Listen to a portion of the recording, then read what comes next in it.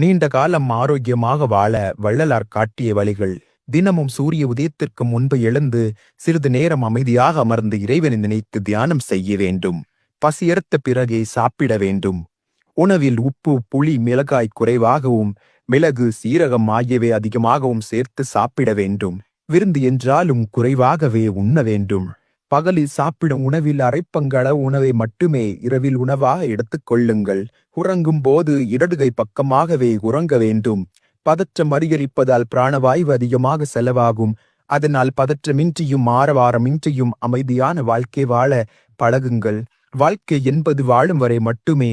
அதனால் அனைத்து உயிரிடத்தும் அன்புடனும் கருணையுடனும் வாழுங்கள். முடிந்தவரை மற்றவர்களுக்கு உதவி செய்யுங்கள். பணத்தை சேமிப்பதற்காக ஆரோக்கியத்தை இழந்துவிட வேண்டாம்.